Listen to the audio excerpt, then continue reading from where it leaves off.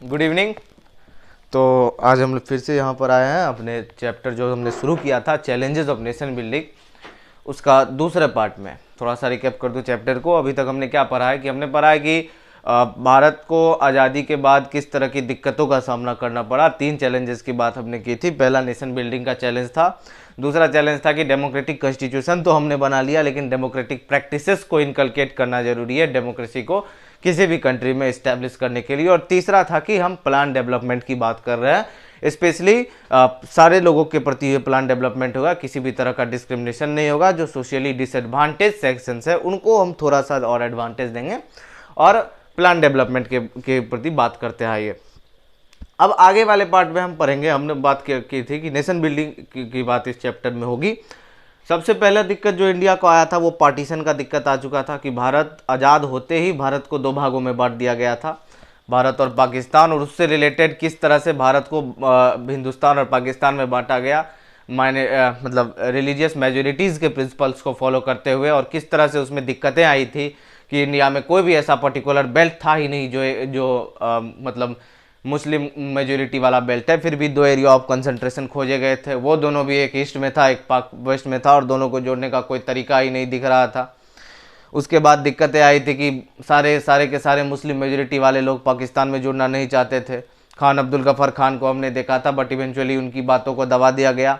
Minorities से related दिक्कतें आई थी कि दोनों साइड काफ़ी ज़्यादा माइनॉरिटीज़ थे जो कि अपने ही कंट्री में एज एन मतलब इन्फेरियर ट्रीट किए जाने लगे, और वो इजी टारगेट बन चुके थे लोगों का।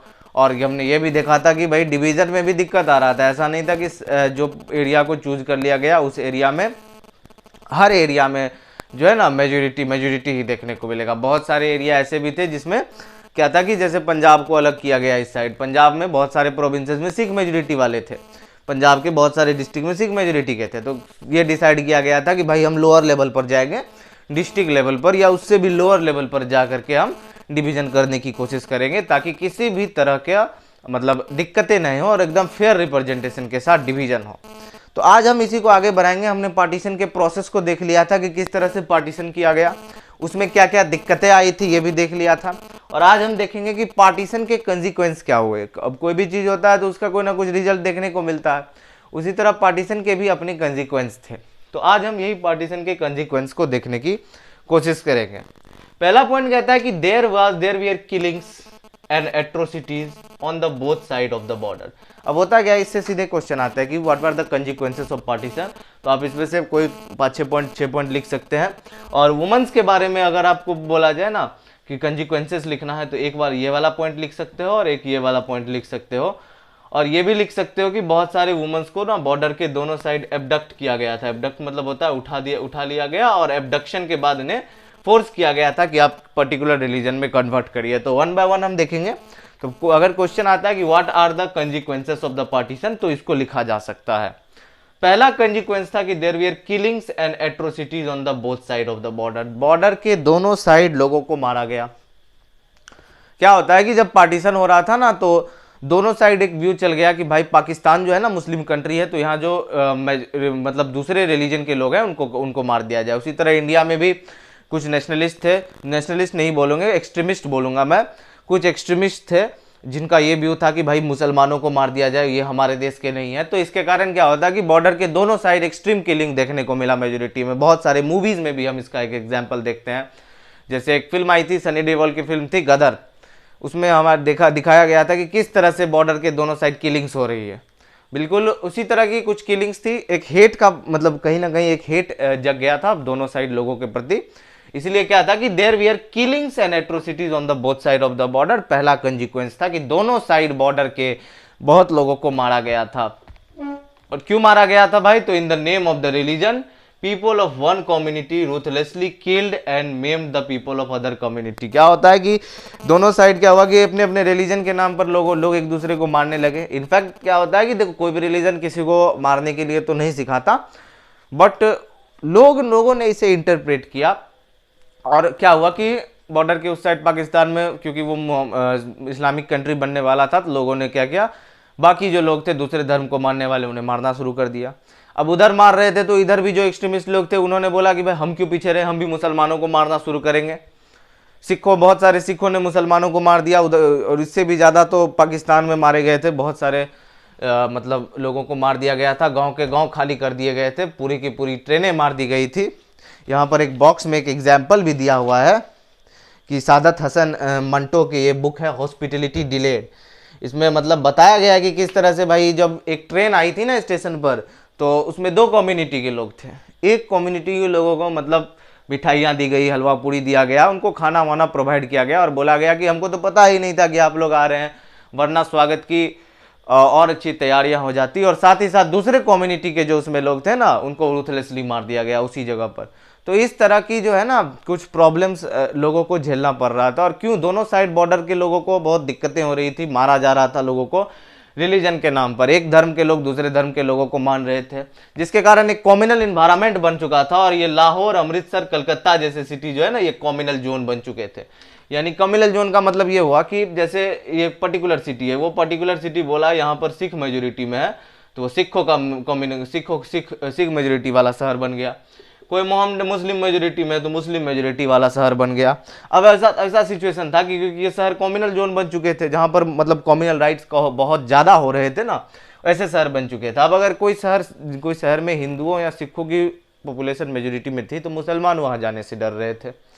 किन्हीं शहर में अगर मुसलमानों की पॉपुलेशन ज़्यादा थी ना, तो वहाँ पर हिंदू जाने से डर रहे थे। मतलब एक पूरा एक डर का माहौल सा बन गया था, कम्युनल जोन्स बन चुका था हर जगह। और ये जो शहर है ना, लाहौर, अमृतसर और कलकत्ता के, इन शहरों में ना कम्युनल राइट्स काफ़ी ज़्यादा तेज हुआ करते थे। तो मतलब काफ़ी टेंस सिचुएशन बना हुआ था। और बोलता है आगे कि minorities on the both side of the borders, minorities on the both side of the borders fled their home and often secured temporary shelter in the refugee camp. होता क्या है कि अब क्या हो रहा है कि दोनों साइड माइनॉरिटीज को ही मारा जा रहा था। जो लोग कमज़ोर होते हैं वो इजी टारगेट हो जाते हैं लोगों के लिए। तो जो माइनॉरिटीज थे ऑब्वियसली इजी टारगेट थे, तो उनको मारा जा रहा था। अब इनको जब मारा जा रहा है तो ये लोग करेंगे क्या, ये लोग ऑब्वियसली निकल के भागेंगे। अब क्योंकि लोगों ने देखा पाकिस्तान में भाई कि हमें यहाँ पर मारा जा रहा है, तो हम जाएंगे इंडिया, इंडिया जा करके हम शेल्टर लेंगे कहीं ना कहीं और रहने की कोशिश करेंगे।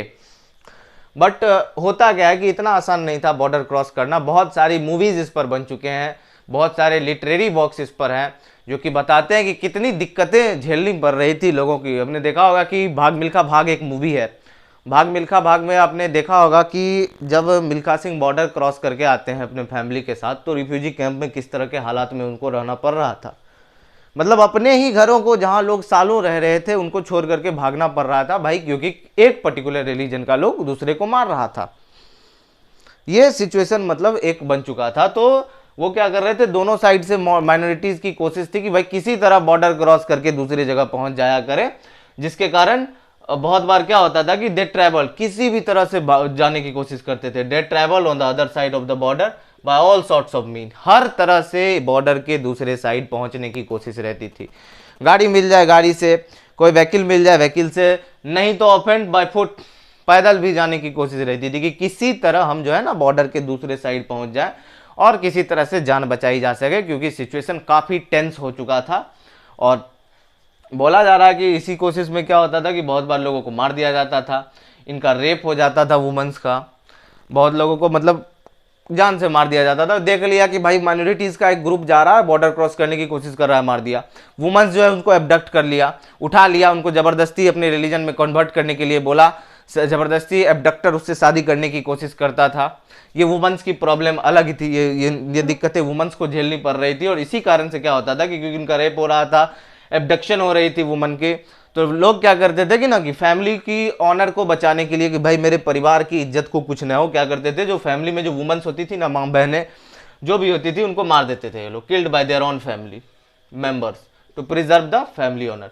अपने फैमिली ऑनर को बचाने के लिए अपने ही घर के वुमेन्स को ये लोग मार दिया करते थे। तो इस तरह की टेंस कंडीशन इंडिया में बनी हुई, मतलब इंडिया पाकिस्तान की जो पार्टीशन हो रही थी तो बनी हुई थी। इसीलिए बोलते हैं कि ये पार्टीशन की जो मेमोरीज थी ना, ये काफ़ी मतलब गहरा घाव था दोनों देशों के लोगों पर। ऑब्वियसली जो लोग सालों से एक दूसरे के नेबर के तौर पर रह रहे थे, अब वो दुश्मन बन चुके थे एक दूसरे के, मतलब एक दूसरे की जानों को दे रहे थे। एक तरफ तो देश आज़ाद हुआ, आज़ादी की खुशी थी पूरे देश में, बट क्या ये आज़ादी की खुशी सारे लोगों के लिए थी? तो उन लोगों के लिए बिल्कुल नहीं थी जिनको पार्टीशन के कारण ना एक दूसरी जगह से दूसरे जगह तक जाना पड़ रहा था। बहुत सारे लोगों को मारा गया, अनप्रेसिडेंटेड वायलेंस देखने को मिला। कह रहा कि many children we are separated from their parent. अब सोच सकते हैं कितने इंटेंस बात थी कि बच्चों को भी अपने पेरेंट्स से सेपरेट कर दिया जा रहा था। अब मतलब वो जा रहे हैं, हमला हो गया, कोई अलग हो गया, कोई इधर हो गया, एंड दैट्स इट, मामला खत्म था वहीं पर। For the lakhs of these people refugees countries freedom means life in refugee camp. तो बहुत सारे लोगों के लिए तो भारत की आज़ादी बहुत खुशी की बात थी कि भाई भारत आज़ाद हो गया, 200 सालों की मतलब ब्रिटिश गुलामी के बाद हमें आज़ादी मिल चुकी है। इतने संघर्ष हुए, इतनी रिवॉल्ट्स की हमारे नेताओं ने, उसके बाद हमें आज़ादी मिल गई। बट क्या ये आज़ादी सारे लोगों के लिए था? तो बिल्कुल नहीं था। बहुत सारे लोगों के लिए आज़ादी का मतलब था कि आप रिफ्यूजी कैंप में रहिए, महीनों महीनों की प्रॉब्लम्स आपको झेलिए, अपने जो घर बार थे सब छोड़ छाड़ के निकल जाइए। क्यों? वहाँ पे भाई आपको मारा जा रहा है, ये टेंशन है, कॉम्युनल राइट्स हो रहे हैं दोनों साइड बॉर्डर के। मतलब हमने एक आज़ादी की लड़ाई मिलके लड़ी थी कि भाई हम जो है ना एक इंडिपेंडेंट जब होंगे ना तो हम अपनी कॉम्युनल हारमोनी में रहने की कोशिश करेंगे। बट होता क्या है कि आज़ादी के साथ ही ये लड़ाइयाँ शुरू हो गई थी। पार्टीशन, अच्छा, बहुत सारे ऑथर्स ने इन पार्टीशन के बारे में लिखा। इवन कुछ ऑथर्स ने तो इन पार्टीशन को ना एक बोला इन लोगों ने कि ये डिवीजन ऑफ हार्ट्स है। इस तरह से इस पार्टीशन को डिस्क्राइब किया गया कि हार्ट्स, दिलों का ये डिवीजन है। सालों से जो लोग साथ रह रहे थे अब दुश्मन बन गए। It's a matter to think कि आप दो पड़ोसी साथ रह रहे हैं और दोनों दुश्मन बन गए, एक दूसरे से लड़े जा रहे हैं। तो इसलिए बहुत सारे ऑथर्स ने इस पर डिवीजन ऑफ हार्ट्स कह के इसको बुलाया। बहुत सारी मूवीज वगैरह भी बनी है इस पर, जो पार्टीशन के दर्द को दिखाती है कि कितने ज़्यादा प्रॉब्लम हो रहे थे पार्टीशन में। और ऐसा नहीं था कि पार्टीशन सिर्फ पॉलिटिकल डिवीज़न था, ये भी एक दिक्कत थी। पॉलिटिकल डिवीज़न ऐसा नहीं कि हमने दो कंट्री को बांट दिया भाई, दोनों के एडमिनिस्ट्रेटिव एपरेटस को बांट दिया, ज़मीनों को बांट दिया, partition is that's it. Partition का मतलब था हर एक चीज़ का डिवीजन। यहाँ लिखा हुआ एकदम क्लियरली, पार्टीशन वाज हर एक प्रॉपर्टी, लाइबिलिटीज और एसेट का डिवीजन होना था। ऐसा नहीं था कि सिर्फ हम पॉलिटिकल डिवीजन कर रहे हैं किसी देश का या उसके एडमिनिस्ट्रेटिव एपरेटस को डिवाइड कर रहे हैं ना, तो पार्टीशन दैट्स इट। पार्टीशन का मतलब था हर एक चीज का डिवीजन, टेबल, चेयर, बुक्स और पेपर क्लिप्स जैसी छोटी छोटी चीजों का भी डिवीजन। भारत के पास कितना भाई, जितना टोटल ब्रिटिश इंडिया में था वो आधा आधा बटना था। कुछ पाकिस्तान में जाने थे, कुछ इंडिया में जाना था, आधा आधा। नहीं तो अपने अपने पार्टीशन के कंडीशंस जो थे उस हिसाब से हर कुछ का बटना बहुत ज़्यादा जरूरी था। और आपको बता दूं कि पार्टीशन के दौरान ना लगभग 80 लाख लोगों ने बॉर्डर क्रॉस किया। It was a huge amount की लगभग 80 लाख बॉर्डर, जो दोनों साइड लोगों ने बॉर्डर क्रॉस किया और 5 से 10 लाख लोग मारे गए। किसी के पास कोई प्लान नहीं था ये पार्टीशन रिलेटेड जो वायलेंस हो रहे थे रोकने के, क्योंकि किसी ने एंटीसिपेट ही नहीं किया था कि इतना तगड़ा वायलेंस हो जाएगा दोनों साइड बॉर्डर के। और लगभग 5 से 10 लाख लोग मारे गए हैं, ये ऑन रिकॉर्ड है। ऑफ रिकॉर्ड पता नहीं कितने ज़्यादा लोग मारे गए होंगे, इसकी कोई रिकॉर्ड्स नहीं है। बहुत सारे रेप्स हुए, बहुत सारे लोगों को, बहुत सारी वुमेन्स को एबडक्ट कर लिया गया, बहुत सारे चिल्ड्रंस अपने पेरेंट्स से अलग हो गए। ये तो एक मुद्दा हो गया कि पार्टीशन किस तरह से लोगों के लिए पेनफुल था। अच्छा, दूसरी बात यहाँ पर ये हो जा रही है ना पार्टीशन से रिलेटेड कि भाई टू नेशन थ्योरी की बात की गई पार्टीशन में, कि पाकिस्तान वालों ने मुस्लिम लीग वालों ने बोला कि भाई हम टू नेशन थ्योरी मानते हैं, भाई हमको अलग एक मुस्लिम कंट्री चाहिए, एक इस्लामिक कंट्री चाहिए। ठीक है, ये दिक्कतें आनी शुरू हो गई। अब मुद्दा क्या हुआ कि भाई पाकिस्तान तो बन गया इस्लामिक कंट्री, तो इंडिया में क्या हुआ कि पार्टीशन के बाद भी बहुत सारे मुसलमान वहाँ गए थे। लगभग 12-13% मुसलमान भारत में उस समय भी रह रहे थे पार्टीशन के बाद भी। तो दिक्कत क्या हुई, जो यहाँ पर जो माइनॉरिटीज़ वाले लोग थे, मुसलमान स्पेशली जो थे, उन्होंने सोचा कि भाई पाकिस्तान तो इस्लामिक कंट्री बन गया, कहीं इंडिया भी अब हिंदू कंट्री ना बन जाए। क्योंकि और बहुत सारे लोग प्रेस भी कर रहे थे कि भाई आप हिंदू कंट्री बनाइए, इंडिया को हिंदू कंट्री बनाइए। पाकिस्तान अगर मुस्लिम कंट्री है तो इंडिया हिंदू कंट्री बनेगा। तो ये भी एक बड़ा क्वेश्चन मार्क था कि इंडिया अपने माइनॉरिटीज़ को किस तरह से ट्रीट करेगा। सिखों को, चाहे वो जैन्स हो, बुद्धिस्ट, और स्पेशली सबसे बड़ी माइनॉरिटी क्लास जो थी वो मुस्लिम थी, तो इंडिया अपने मुसलमानों को किस तरह से ट्रीट करेगा, ये भी एक बड़ा क्वेश्चन उठ करके आ रहा था। क्योंकि कुछ जो ग्रुप्स थे जैसे हिंदू महासभा और आरएसएस जैसे ग्रुप्स जो थे, इनका ये प्रेस कर रहे थे कि भाई साहब आप भारत को हिंदू कंट्री बना दीजिए, क्योंकि आपने पाकिस्तान को तो, ये पाकिस्तान तो बन गई, आपने जब डिवीजन हुआ तो एक जब मुसलमान इस्लामिक कंट्री बना तो दूसरी हिंदू कंट्री बनना चाहिए। बट क्या है कि हमारे जो फ्रीडम फाइटर्स थे, हमारे जो लीडर्स थे, उन्होंने बहुत पहले से इस बात को एकदम फिक्स करके रखा था कि भारत में जब भारत आज़ाद होगा तो भारत में ना धर्म, कोई भी धर्म जो है ना सिटीजनशिप का क्राइटेरिया बन करके नहीं आएगा। ऐसा नहीं है कि भाई ये पर्टिकुलर धर्म के लोग हैं ना तो ये हमारा, ये इनको हम सिटीजनशिप देंगे, बाकी लोग सेकेंड क्लास सिटीजन बन जाएंगे। इस बात पर एकदम जोर दी हुई थी मतलब हमारे लीडर्स ने कि भारत जब कभी भी आज़ाद हो तो भारत में किसी भी तरह से धर्म का कोई लेना देना ना हो सिटीजनशिप में या किसी को जो बेनिफिट्स मिल रहे हैं। India will be a secular country, ये उनका एकदम माना हुआ डिमांड था और यही हमारी पार्टीशन के कंसिक्वेंसेस हो जाते हैं। अब जो अगला टॉपिक हम पढ़ने वाले हैं वो टॉपिक है महात्मा गांधी की सेक्रीफाइस। ये बॉक्स में दिया हुआ टॉपिक है, महात्मा गांधी सेक्रीफाइस की किस तरह से महात्मा गांधी को भी दिक्कतें झेलनी पड़ी थी।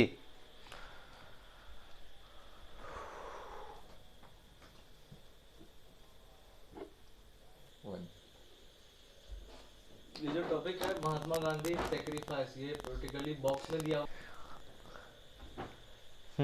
तो ये जो टॉपिक है महात्मा गांधी सेक्रीफाइस, ये जनरली बॉक्स में दिया हुआ टॉपिक है और क्वेश्चन इससे आ भी सकता है और क्वेश्चन नहीं भी आ सकता है।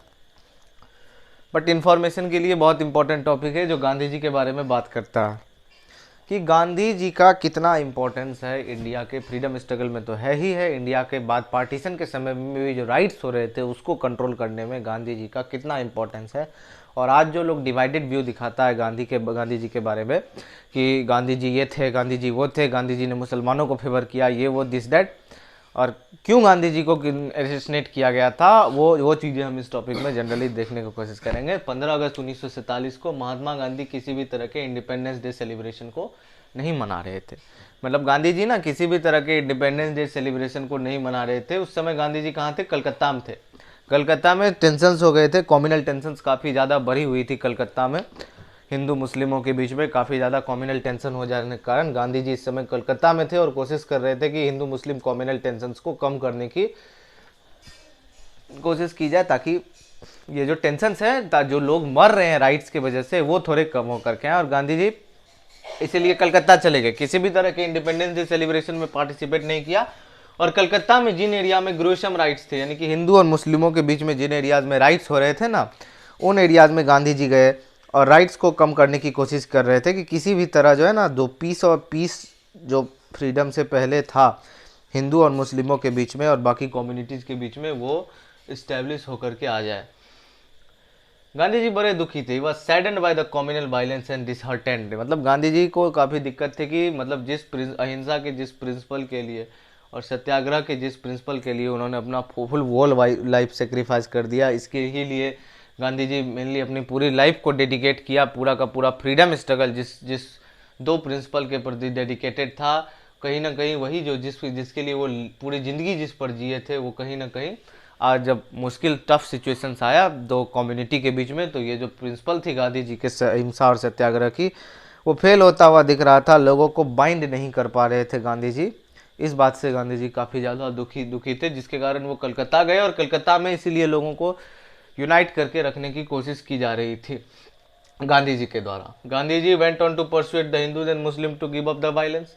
गांधी जी ने हिंदू ग्रुप और मुस्लिम ग्रुप दोनों को बोला कि भाई आप वायलेंस को छोड़ दीजिए और साथ में मिल करके कम्युनिटी को बनाने की कोशिश करते हैं।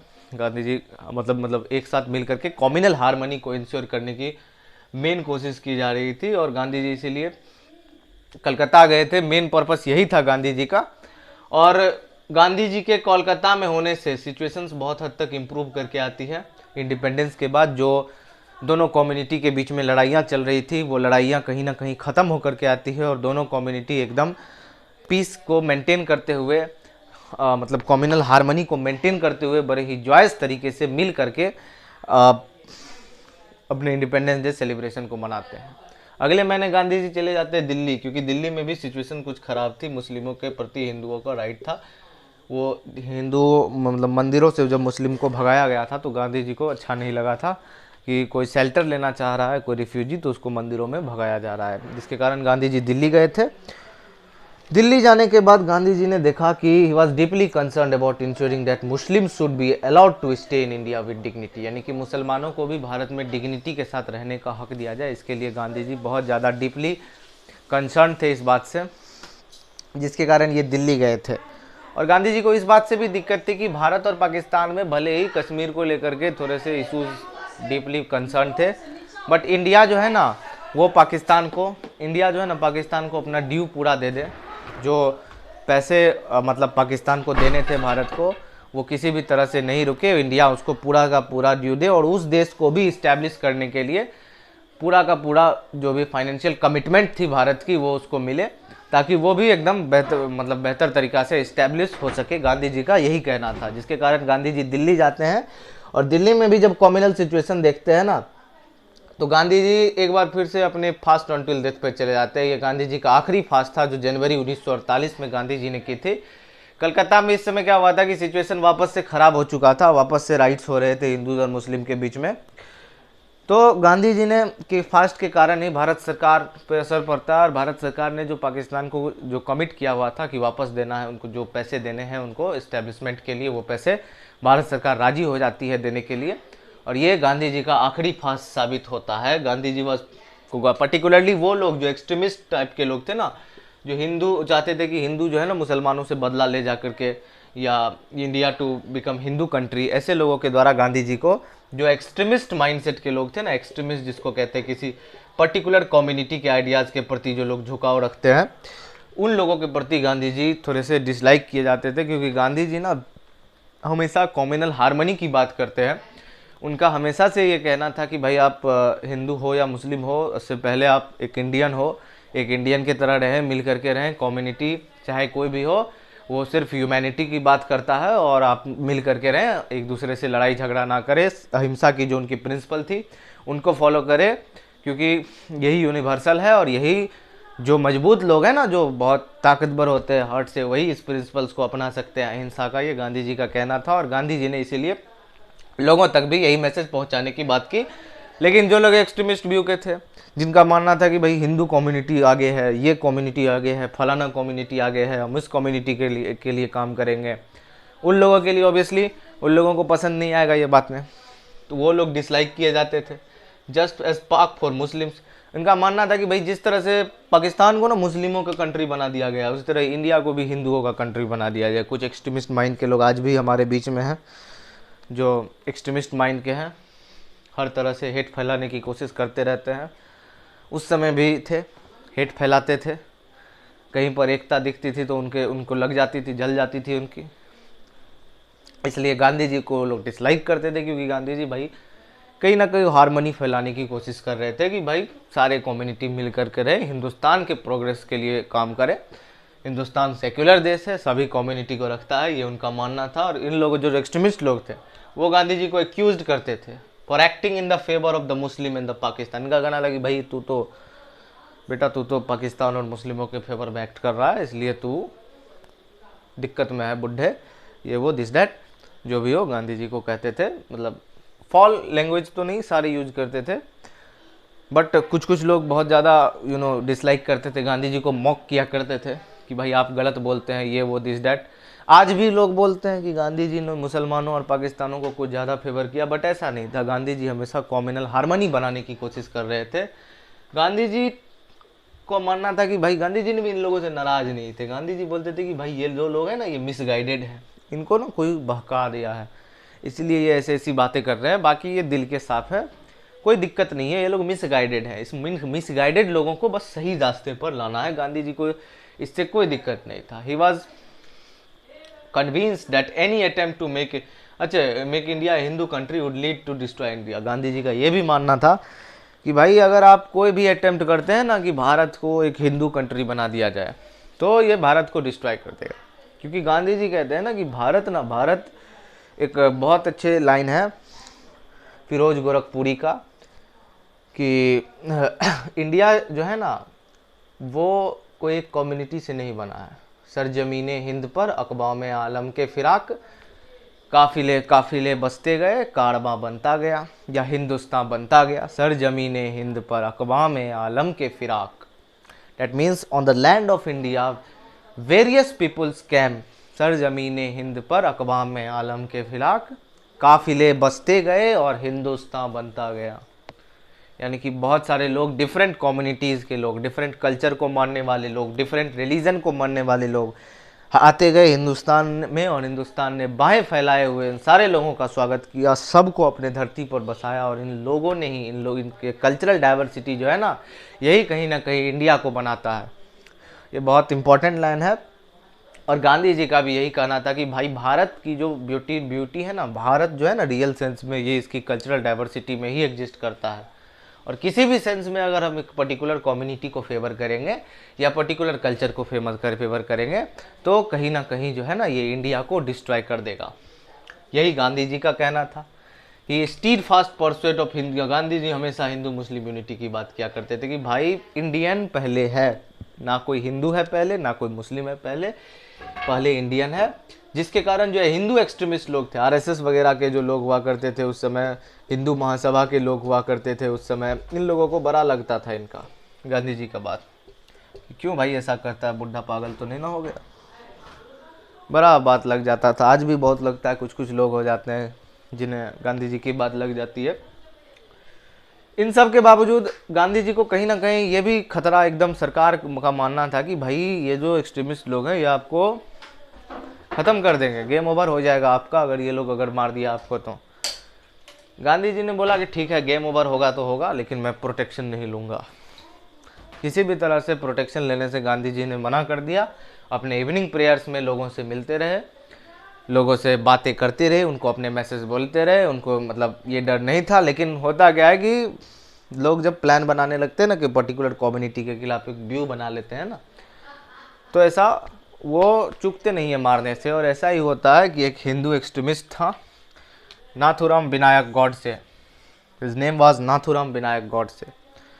30 जनवरी 1948 गांधी जी सामने प्रेयर कर रहे थे, और प्रेयर करते समय ही नाथुराम विनायक गॉडसे अपनी बंदूक लेके आते हैं और गांधी जी को एकदम खट खट खट 3 गोलियां मार दी। और गांधी जी का वहाँ पे मतलब गांधी जी वहीं पे स्पॉट पे ही मर जाते हैं। और हे राम कहते हुए, बड़ी फेमस लाइन है उनकी, गांधी जी मर जाते हैं। नाथुराम विनायक गॉडसे ने मतलब एक एज ओल्ड जो स्ट्रगल चल रहा था, ट्रूथ, नॉन वायलेंस और जस्टिस एंड टॉलरेंस का, एक age old life long struggle, जो एक सिंबल थे ट्रूथ, नॉन वायलेंस, जस्टिस और टॉलरेंस के, उसको नाथुराम गॉडसे की 3 गोलियों ने ख़त्म कर दी। और गांधी जी के मरने का बहुत डीप इम्पैक्ट जो पार्टीशन रिलेटेड वायलेंस हो रहा था उस पर भी पड़ता है। सारे वायलेंस थम जाते हैं और वापस से कम्युनल हार्मनी की सिचुएशन बनना शुरू हो जाती है। तो यहाँ से हम देख रहे हैं ये बॉक्स वाला टॉपिक है, वैसे उतना इम्पोर्टेंट तो है नहीं, बट फिर भी इम्पोर्टेंट हो जाता है, कुछ कुछ भी पूछा जा सकता है। अगले टॉपिक्स में हम पढ़ने वाले हैं integration of the princely state की। भारत के जो मतलब क्या हुआ कि भारत को जो ब्रिटिशर्स ने छोड़ के गए, हमने पहले भी डिस्कस किया हुआ था कि भारत में 2 टाइप के राज थे। एक तो था ब्रिटिश इंडिया में जो प्रोविंसेस, जिस पे ब्रिटिश सरकार डायरेक्टली रूल किया करती थी, ठीक है, ये ब्रिटिश इंडियन प्रोविंसेस थे। और दूसरी जो हो जाती थी ना, वो थी प्रिंसली स्टेट्स। वो ऐसे राज थे जिसमें ब्रिटिश सरकारों ने क्या की थी कि वहाँ के जो राजा महाराजा हुआ करते थे ना, उनको ये कुछ हद तक ऑटोनॉमी प्रोवाइड कर दी थी कि भाई आप ऑटोनॉमी, जैसे हैदराबाद में निजाम हुआ करता था, निजाम को कुछ हद तक इंटरनल ऑटोनॉमी दिया गया था कि इंटरनल अफेयर्स जो है, आंतरिक मामलों में आपको कहीं ना कहीं कुछ हद तक आज़ादी दी गई है। जो और प्रोविंसेस जो होते थे, जैसे बम्बई प्रोविंस थे, इस पर ब्रिटिश सरकार डायरेक्टली रूल किया करती थी। और इन पर जो रूल होता था ना, इसको पारामोंटेसी कहते थे, ब्रिटिश सरकार की पारामोंटेसी या सुजेनैरिटी कहते थे। जो क्राउन के सुजेनैरिटी को ये लोग एक्सेप्ट करते थे और कुछ हद तक इंटरनल ऑटोनॉमी इनको प्रोवाइड की जाती थी। ये प्रिंसली स्टेट होते थे। तो ब्रिटिशर्स जब जाने लगे ना, इन्होंने बोला कि भाई ब्रिटिश के जाने के साथ ही भारत में जो पारामोंटेसी थी ना ब्रिटिश गवर्नमेंट की, वो भी ख़त्म हो जाएगी।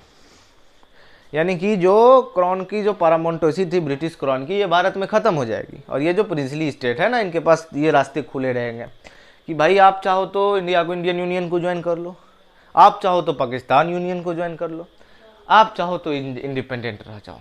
ये बड़ा ही दिक्कत का मामला हो गया था, क्योंकि ये बुक की अगर मैप दिखाने की कोशिश करूँ मैं, तो ये जो एरिया है ना, ये वाले, ये सैफरन वाले, ये ब्रिटिश इंडिया के थे। ब्रिटिश इंडिया में प्रोविंसेस थे। आज़ादी के बाद ये तो हमारे अंदर आ जाते थे, बट ये ब्लू वाले जो एरिया है ना, ये सारे के सारे प्रोविंशली स्टेट थे। अब सोच लो, अगर भारत क्या दो देशों में बंटने वाला था, इंडिया और पाकिस्तान, या 565 ऐसे ऐसे छोटे प्रिंसली स्टेट्स थे, 565 देशों में इंडिया की डिवीजन होनी थी। सोच लो कि भारत का फिगर कैसा होता अगर ये 565 प्रिंसली स्टेट इंडिया में एकजुट एक नहीं किए जाते।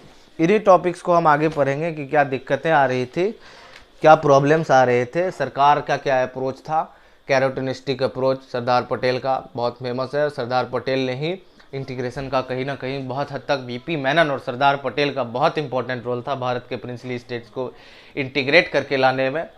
और बहुत हद तक इन्होंने बहुत सारे प्रिंसली स्टेट को बड़े ही आसानी से डिप्लोमेटिकली बात करके एक साथ ले लिया। बट कई दिक्कतें आती है, जैसे हैदराबाद में दिक्कत आई, मणिपुर में दिक्कत आई, कश्मीर वाले इशू में दिक्कत आई।